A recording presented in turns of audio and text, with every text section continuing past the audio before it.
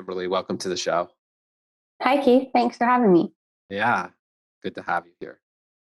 Uh, so we thought we would start with a very kind of global oriented question, kind of 30,000 foot view question.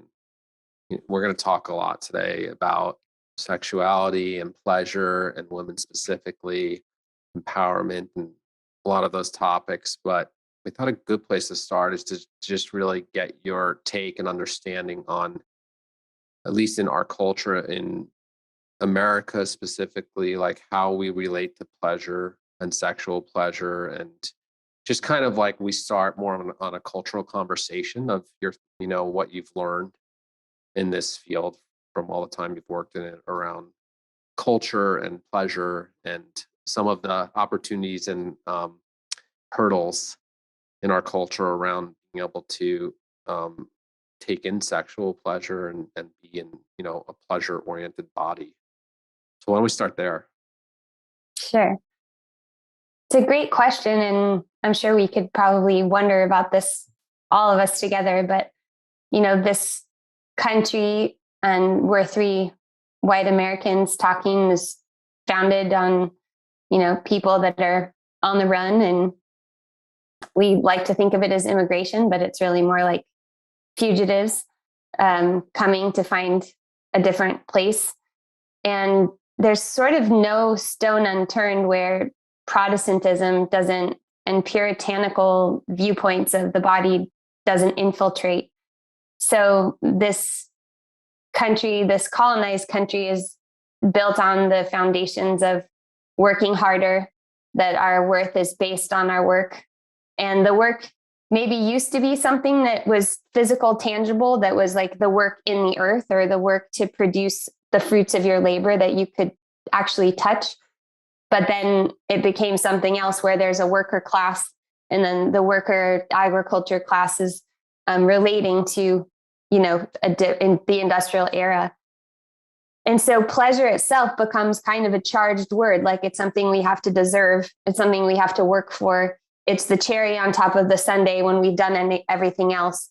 And that it's not just an inherent part of beingness. So pleasure itself, sometimes people just have an aversion to the word, or they're afraid that maybe sometime in their life they let themselves have something that was pleasurable and then they became hedonists or addicts. And so it's another way of separating, well, the things that are pleasurable are dangerous, so I should stay away. And then sexual pleasure, I think, is a little bit different, because I think you can think about sensual pleasure and sexual pleasure, and some people have an easier time with sensuality and a harder time with sexuality, or an easier time with sexuality and a harder time with sensuality.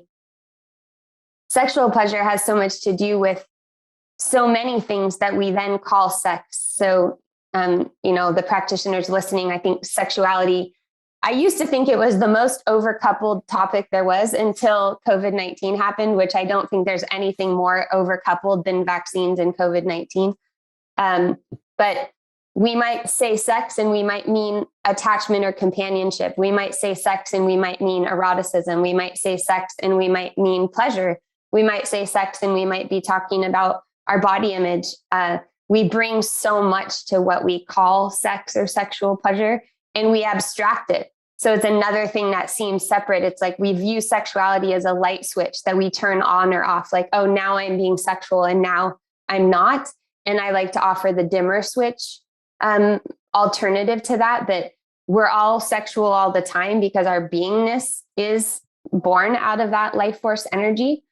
But of course, even that is like, you're two male therapists. Like, what does that mean to say you're being sexual all the time? Like, that's a whole other, there's just so many layers to it. So, and we certainly see eroticism and exoticism personified and exaggerated and used and manipulated. So I think there's so many elements to it, but I think people can unshame themselves and relax a little bit when we realize that it's not just a me problem, it's an us problem, and it's the foundation of so many things, including the way it works its way into our spiritual practices and the things that we think are taking us away from our white Protestant work ethic, but we just transmute that and glue it down into, well, now I'm going to be like the best practitioner and I'm going to practice the most hours, and me and my effort and discipline and diligence are the things that are going to make something happen, because it's still a semblance of something that's in our control. And I think that's at the intersection of this. Is pleasure is something that we can't control. It's something we can attune to, but sexual pleasure in and of itself is something that tends to take us out of control, and that can be really uncomfortable. Wow, there's so many different directions we could go with this. Thank you for that. That was a great answer. I really appreciate that. And I'm thinking about before, I don't want to put the cart before the horse. We have so many questions for you. So I guess where I want to go with that is this notion of the burdening of pleasure with all of these political and social and cultural weights or baggages or blankets over the simple biological reality or even spiritual reality of pleasure. And drilling down a little bit more into the patriarchal kind of this Protestant work ethic piece. Can you say some more about the issue of patriarchy? And you alluded to, fleeing and, running away from, in our case, is probably Europe, is from what we look like, right? Our skin color. And what you see as the role of the domination, really, of power structures of men over women in our culture, and what the impact that has on people and female bodies and their relationship to pleasure. Can you elaborate on that a little more? Sure. I see a lot in my work, and it's coming up more and more, because we have our individual experience, and then we have these things that we call patriarchy, or these systems that we're living in, and how it's hard to distinguish sometimes. A lot of my clients are like, especially since I do work with a lot of new mothers, that tends to be where gender roles really come to the surface, because any ideas of equality that we had before we had a baby, the body sort of physiologically demands a different kind of attention out of the person who has the baby. And I think in so many ways, that's one of the things that we've woken up to in 2020, is all of these different ways that our personal experiences and our collective experiences are continually interweaving. So, when the history is that marriage was really an exchange of goods, right? So a woman was part of that acquisition to a family. And we still have unequal, not only pay scales and the things that most people listening know about, it's just deeply ingrained what those roles are. And also biology lends itself to them, which everybody doesn't want to reckon with, because at this point in our culture, we don't like biology. We're like, physiology and biology are really subjugated to the mental, intellectual, rational. That we just end up contending with these things. Like, I recently worked with a woman who didn't want children, got pregnant, is in a relationship with someone who already has children. She's known her whole life she didn't want to have children. So she terminated the pregnancy, and she's having a ton of grief about it. And she's so confused about why she has the grief about it, because she didn't and doesn't want to have children. And her partner doesn't understand why she's not over it already, because she didn't want it anyway. So what is the big deal, kind of thing? And so there's so much tension, because this also happens to be a circumstance where he's the main earner, and she's given up in quotes, a lot of her independence in order to be in the relationship, to make a functioning, harmonious relationship. And we see this, I'm sure that you've experienced it in your own partnerships. It's happening in so many ways where the contemporary culture, which almost demands two working parents, but even if it isn't two working parents, that there's periods of time where there needs to be balance. It butts heads against, at least, I'm 47, my generation of feminism, which is like, we can do everything and we can do it better than men. And we should be self-sufficient, because if we're dependent in any way, that's vulnerable and weak, because then we're replicating that old power structure. And yet it can be so debilitating in terms of how our bodies and our immune systems reckon with that. So there's so many layers of how these inheritances show up on a one-to-one level. And I think that it's just helpful to know, again, that these are waters we're swimming in together. And in speaking to the men listening, what I see a lot is either sort of a collapse, like, I don't want to be a dominant, oppressive person, so therefore I've kind of lost my agency because I don't want to be seen as an aggressor. I don't want to be seen as someone who's powering over. Therefore, I'm confused about how to relate.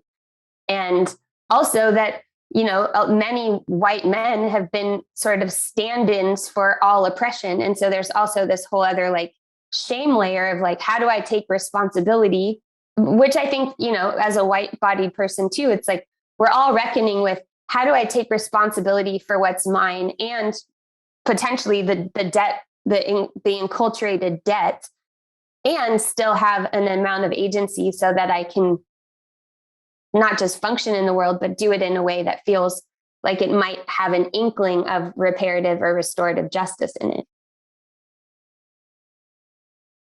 Yeah, let's stick with this train for a moment. I think it's super important. I'm curious, what does your work look like around these topics, these issues that women face in themselves? And when you're working individually with women, what does that work look like? How are you helping women process being born into a patriarchal structure, the impact that may have had on them, the cultural things we're speaking about, wider cultural issues? What are some of the ways you're unpacking this with women? Twofold. One is positive reparative experience on a one-to-one basis. So I'm doing hands-on sex education, basically, that's tactile when called for, so that women understand what it's like to be touched when it's not medical or it's not sexual. And it's just presence and witnessing. Because, and I feel like we're talking a very interesting time at September 13th, 2021. And a lot of these categories are getting parsed apart and shredded in so many different ways. And it's very hard to generalize, because I don't think that most men have a great sex education either. So it's not like, as women, we have the market on bad sex education. It's just that the way the dynamics play out is women tend to be more visibly injured, perceptibly injured, because that victim role is so much easier to identify. But the entire body of my work has been about, we're all swimming in these waters together. And a hyper focus on victimization also isn't helpful. So what I'm doing is moment by moment, giving women access to their own words about how they want to be touched, the pace they want to be touched. And, and if practitioners listening don't do touch work, it's really as simple as practicing things like shaking up power dynamics within a practice, and that's not always possible depending on what kind of work you're doing. But that's the kind of work that I do, is what is your body asking? Rather, I'm also a structural integration practitioner, so I have bodywork chops, but that's less interesting to me. About, I know what your body needs because I'm looking at it. And so I'm going to tell you this is what it needs based on when you check in internally, what kind of touch is your body asking for? And then us negotiating that together. So positive reparative experience, and then also context, psychoeducation, basically, the massive unshaming it is to understand it's not you that you're not able to do this. Here's how the nervous system works. Here's how a female nervous system works. And here's where you're at in that cascade. And here's directions that are possible.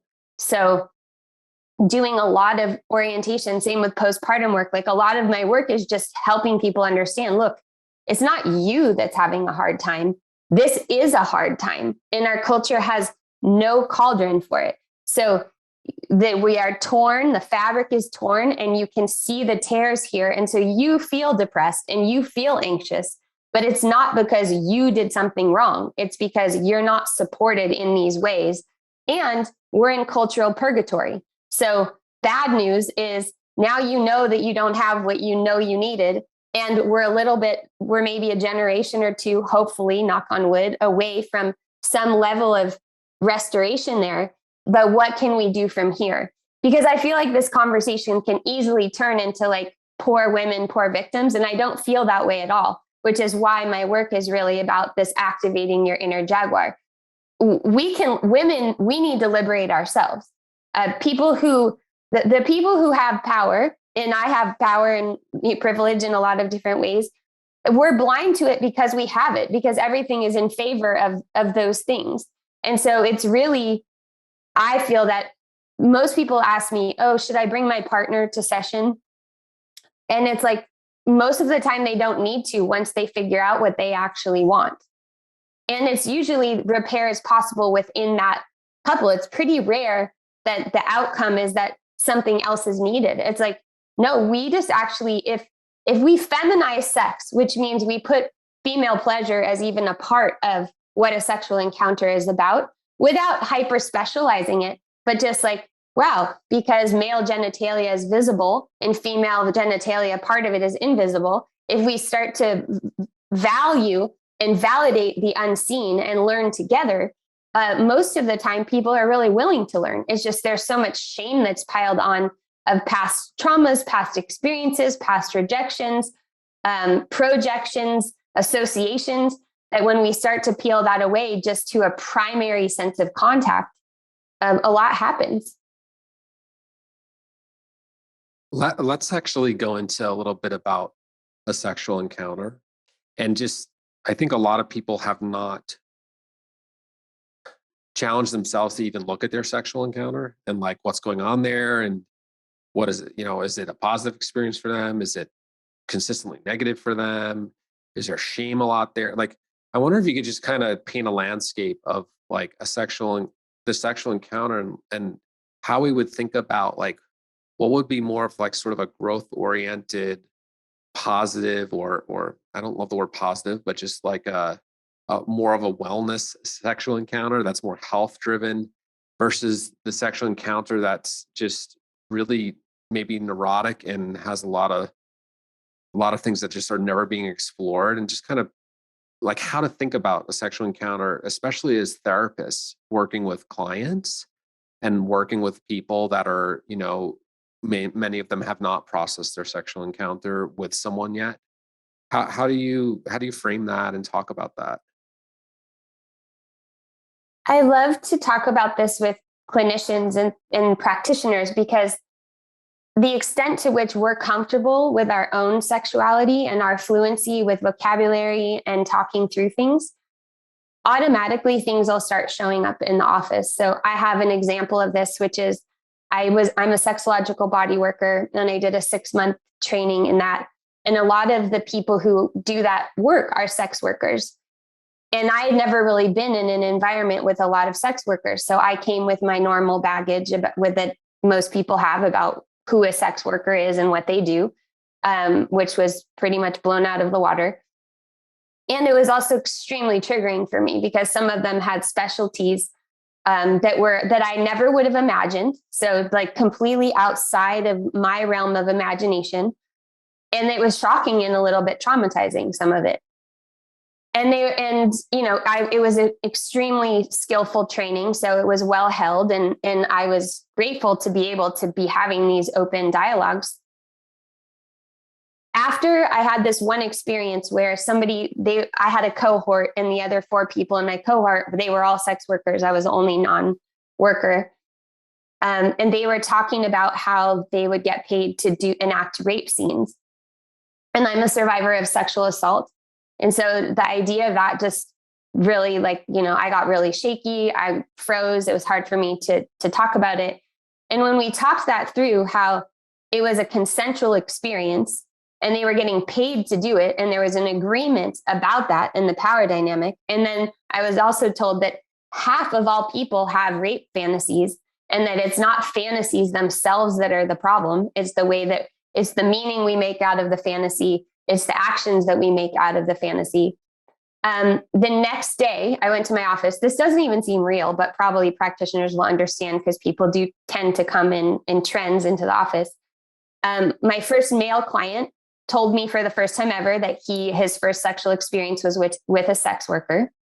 And he was a client of mine for years, but that had never come up. The next client told me that she was a sex worker, had been in her past. And I don't believe that without my having had that experience in myself, where I really humanized the sex workers and I learned about each one of them as people, that would have been able to come up in my office. So maybe more than any other arena, because I cannot believe the number of people that go to therapy and couples therapy and sexuality never comes up. To me, it's like, that's like the nexus of everything. If you can start there, but to start there, you have to have a comfort level there yourself. But if you develop that comfort level, there's so much richness there, because when that shifts, everything else shifts. So much of the other resentments and dynamics and all that stuff actually centers in the sex that just gets hidden away. As far as like what I think you were referring to as like maybe in quotes, healthy sexuality or a healthy sexual experience, a few things to consider would be, one, to take orgasm off the table. So instead of orgasm or climax being the goal of every experience, that you're not working towards that goal as that being what tells you it's successful. So I would say my average client who comes in, their idea of good sex is he goes down on me, I go down on him, he comes, I come. And that all takes about 20 to 30 minutes. And if that happens twice a week, then like I'm doing really well and we have a good sex life. I'd say that's in general how most people would define it. And of course, this is like heteronormative. And that's also something to consider, is that it is very heteronormative and it usually is very male ejaculatory centered.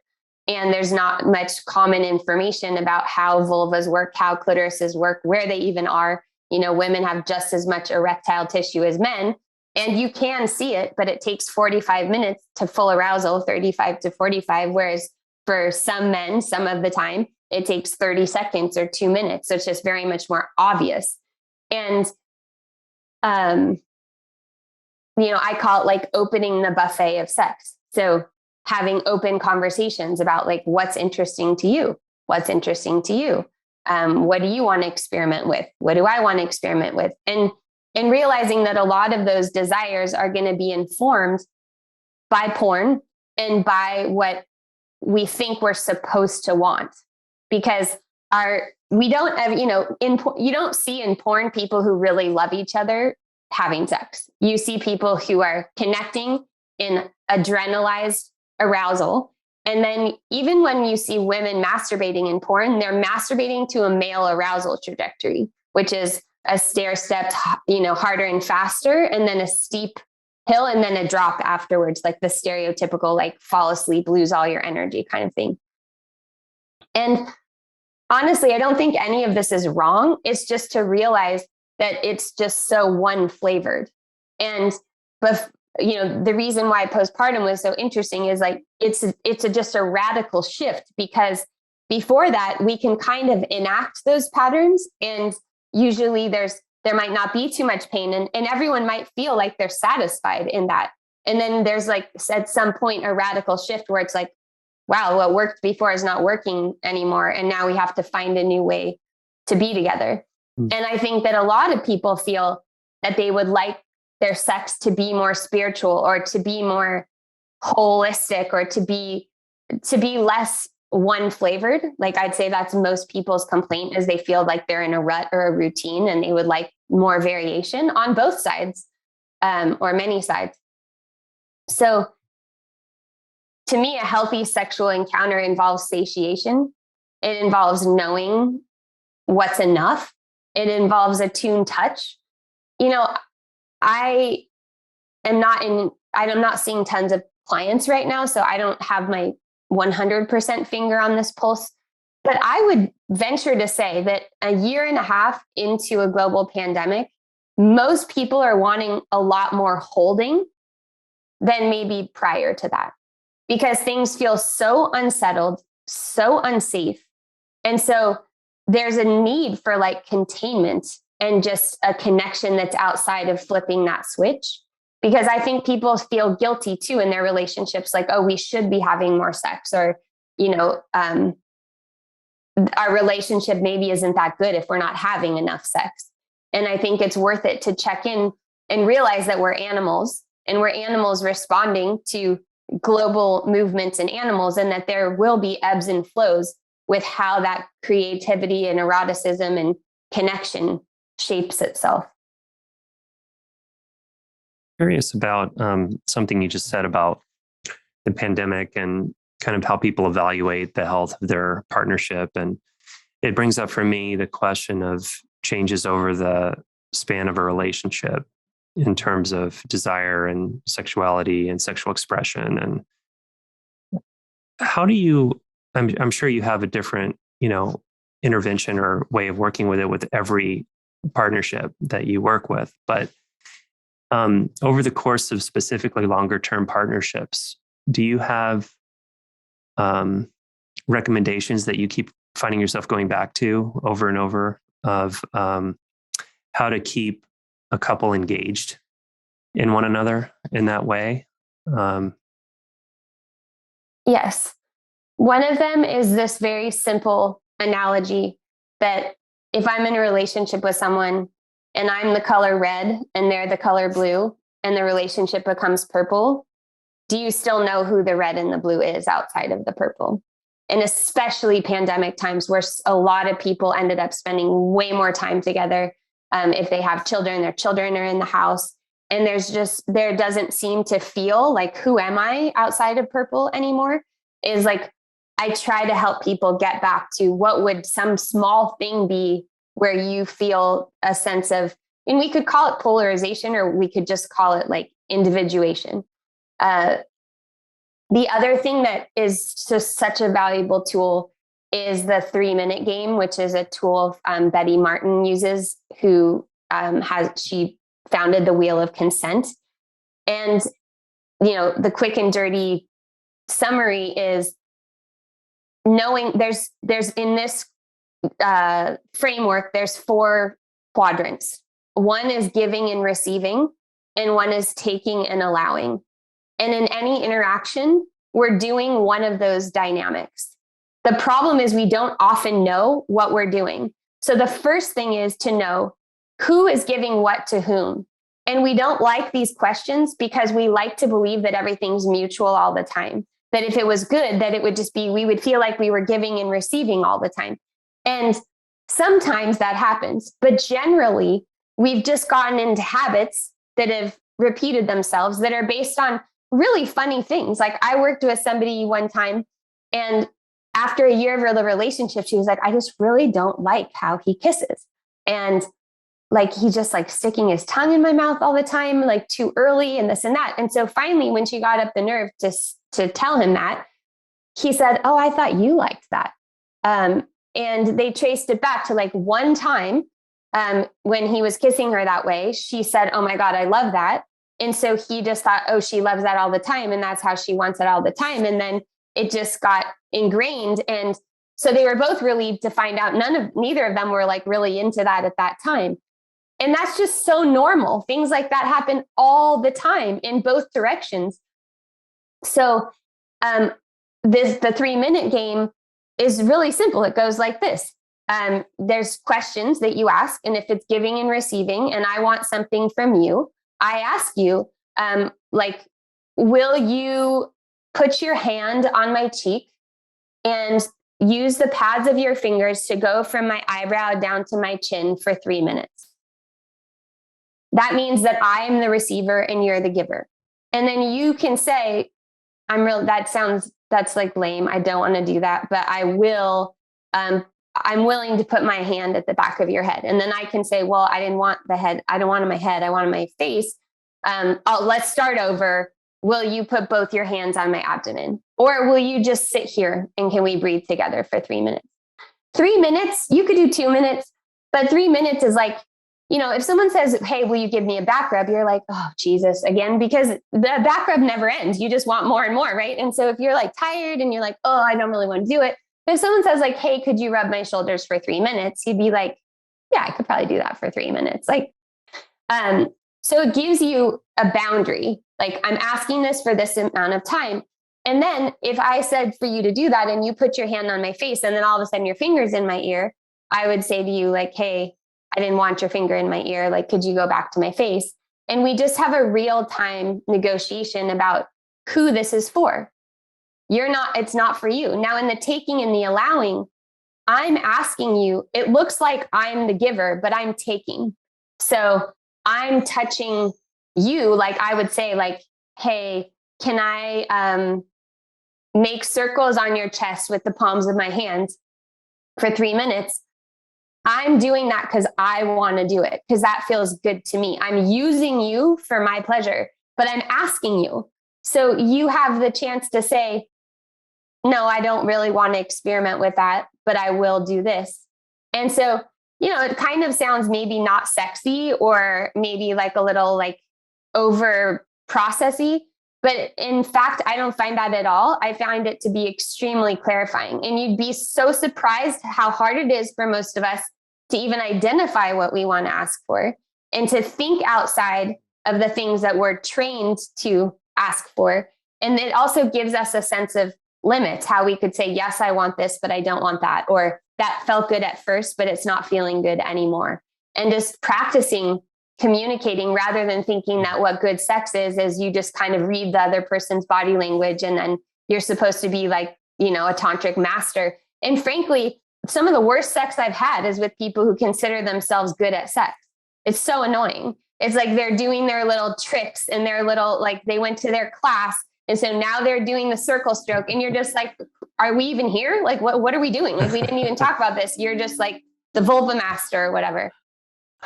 Vulva master. That's like a superhero or supervillain's name. Let's go more into pleasure for a moment, with where you just ended. Can you just talk a little bit about what is pleasure? And it's probably defined by the individual, but I'm curious about your definition, because obviously people with sexual pleasure, like they can derive pleasure from what we would call pain stimulus.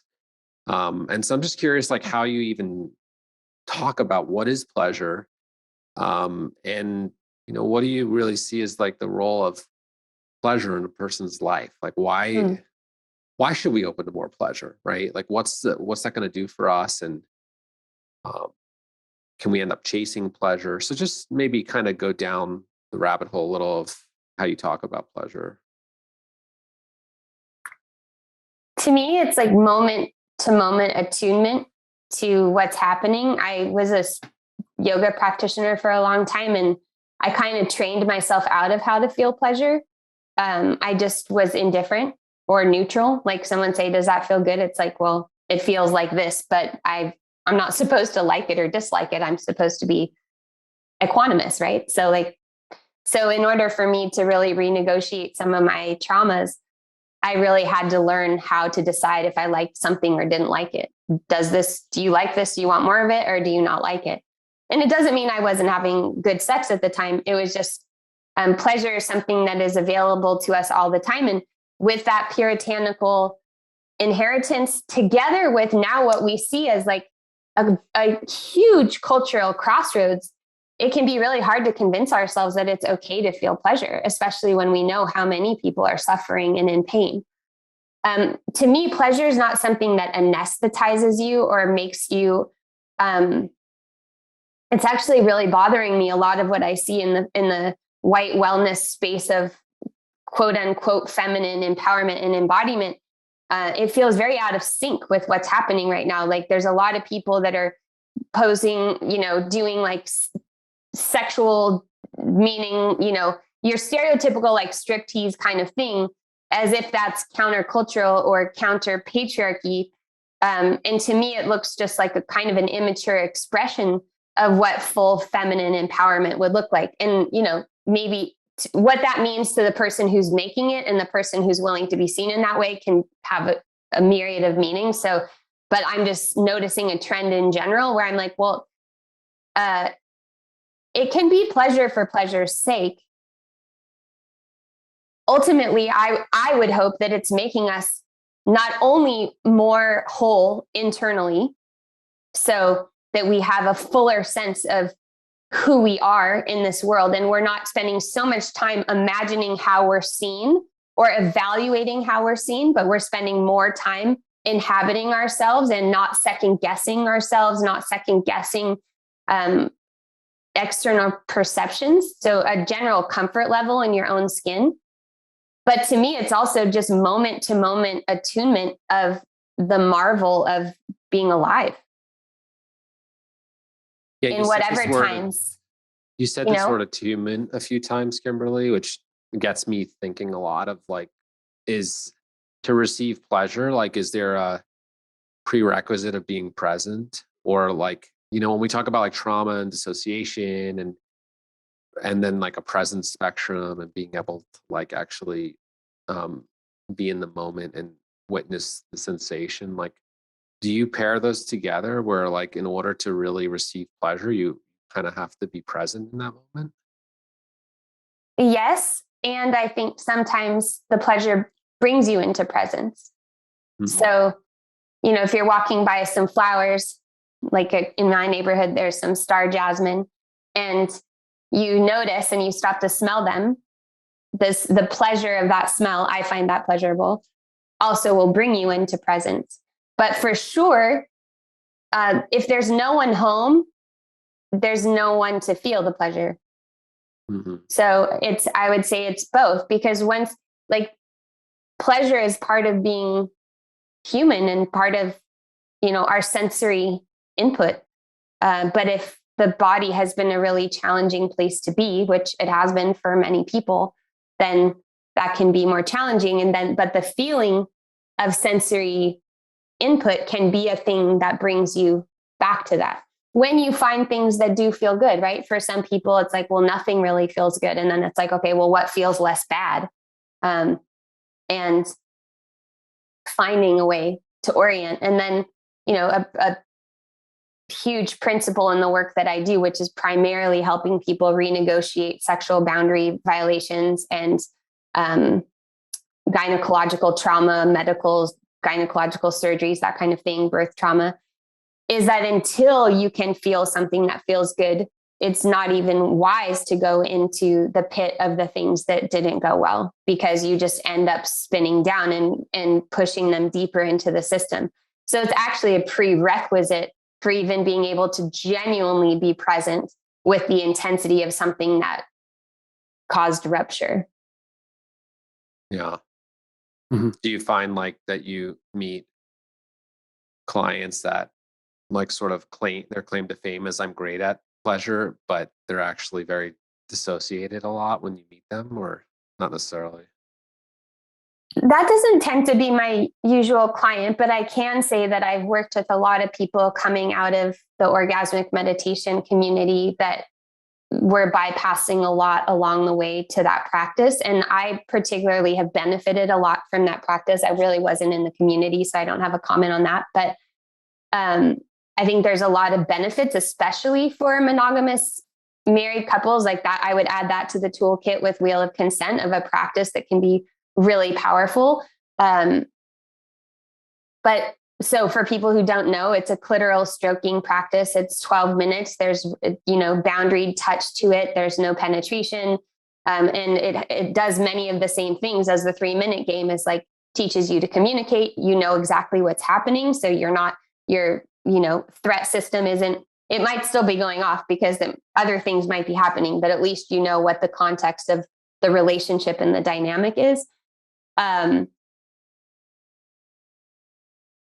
have worked with a lot of people who did lots and lots of that, and there was still they were trying to tend to certain things, and certain things were met, but a lot was not, because the process of integration sexually a lot of times needs to be slow. Yeah. And so, when Keith was asking about trauma and sexuality, I was thinking about do you have to be present to experience pleasure? I was thinking to myself, well, there's been plenty of times when I haven't been present in a sexual situation and yet experienced pleasure in a kind of like narrowly described like physical maybe domain. And I don't know how common that is for women. I don't have a female body, but I think for guys I've talked to, it's really common to be able to be sort of on cruise control and be going through the motions, so to speak, not being present spiritually, psychologically, emotionally, but have a very strong experience of physical pleasure. Yeah. And there's also the experience, there's a term for it, which I forgot right now, but when your arousal is separate from like what you might be experiencing emotionally or mentally. So for women who are being sexually assaulted, that they could still have an orgasm or a climax. And I really distinguish those two. For me, climax is that kind of sharp climb and steep drop, whereas like orgasm is a full body, full self kind of rolling wave experience that you can take with you outside of just that moment. Yeah. And I mean, I would say there's a coupling there, right? Like that's why so many people need to do a substance in order to connect sexually, because it's their disinhibitor. So it's hard for them to get out of the rational mind, to get out of social inhibition. And so they need to drink first to relax, or, to be able to connect. So certainly people have wiring where they're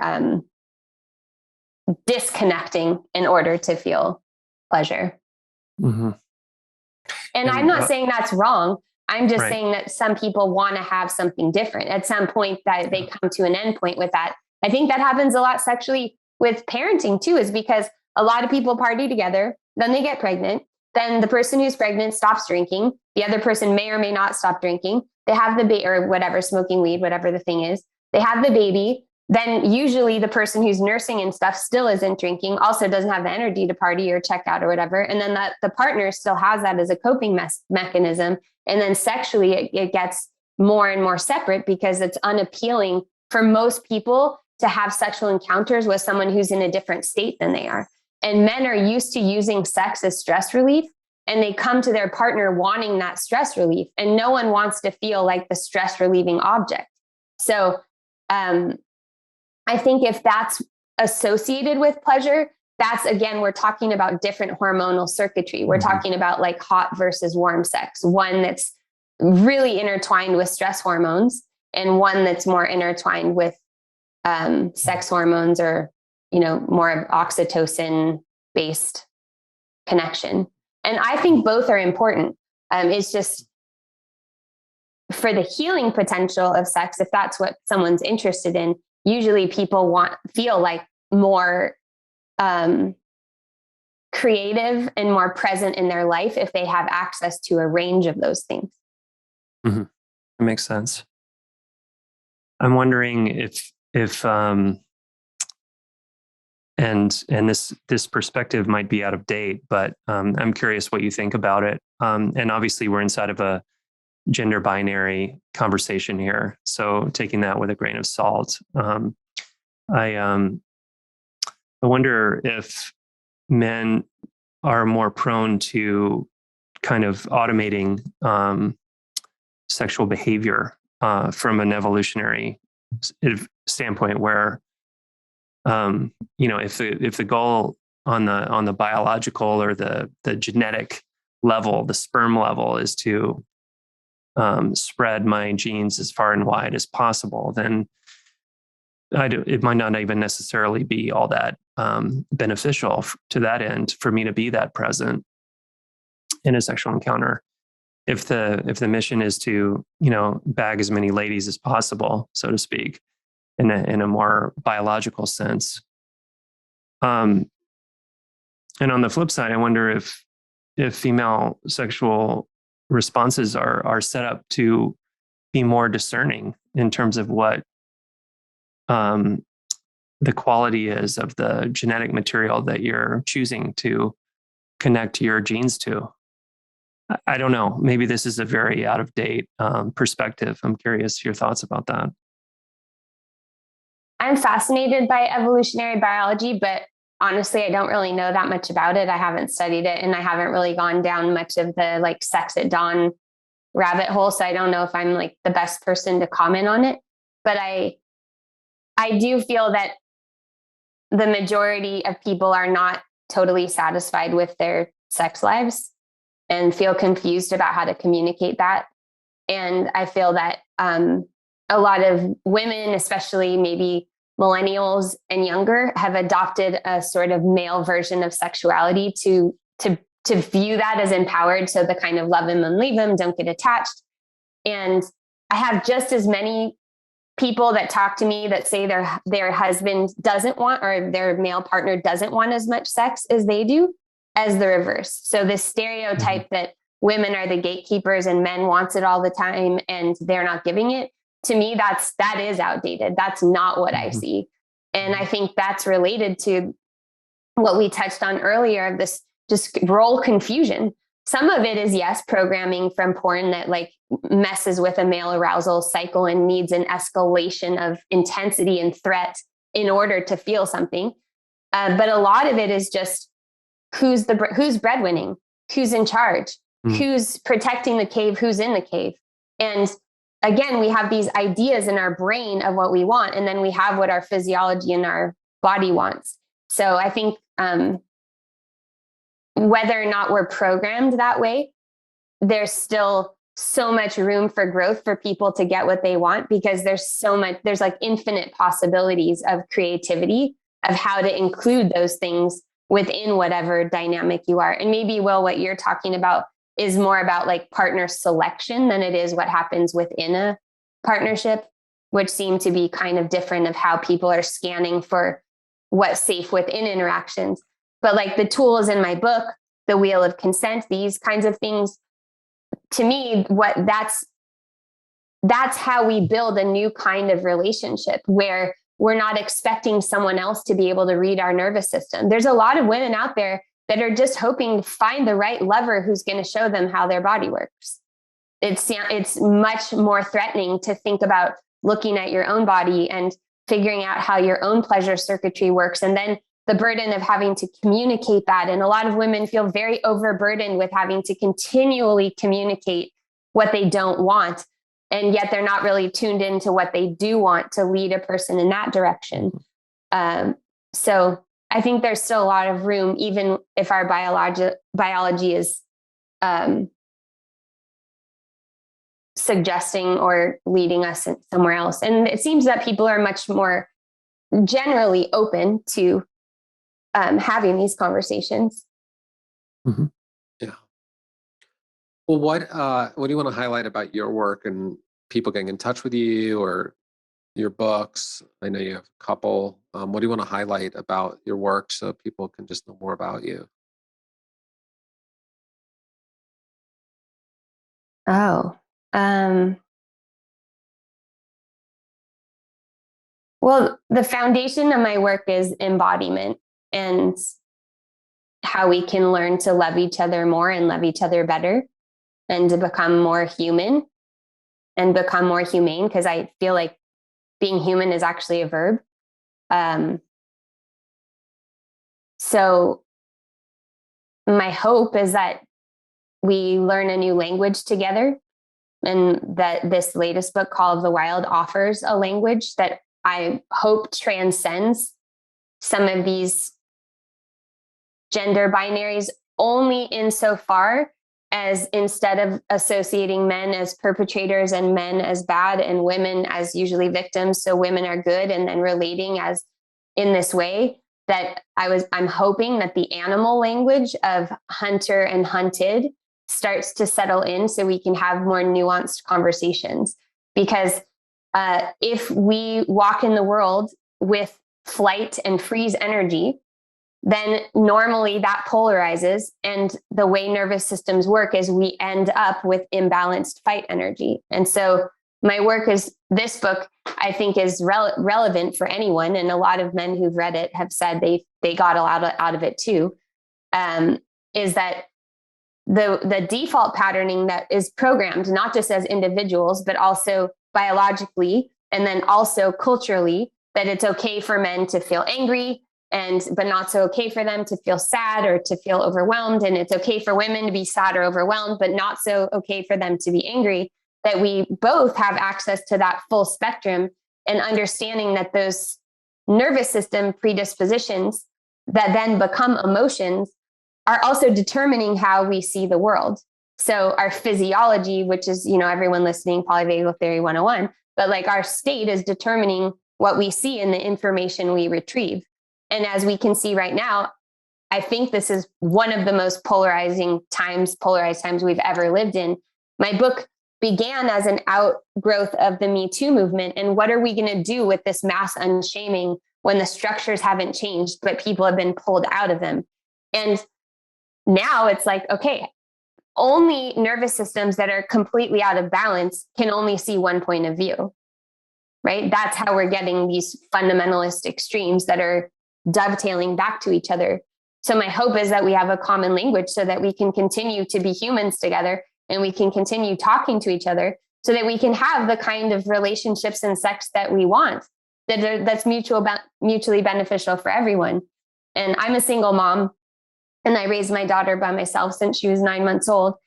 And I think my books really focus on relationship because I think it's so great for children to have intact parents. And I think there's so many ways that can happen. I don't think that has to be the truth for everyone, but I think I'm committed to that love because I see how that fracturing easily happens when we get away from just the patterns, and with some guidance and some new language, that together we can build the world that we want to belong to, or build the relationship we want to belong to. Well, we end with one question for everyone, which is, if you had a billboard everybody would see once in their lifetime, it's got a paragraph on it, what would you tell that person? No pressure. Once in a lifetime. I would tell that person,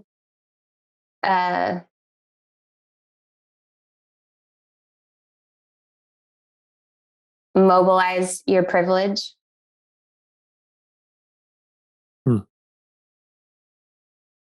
Great. It's beautiful. Thanks, Kimberly. It's been great having you on the show. Thanks for having me.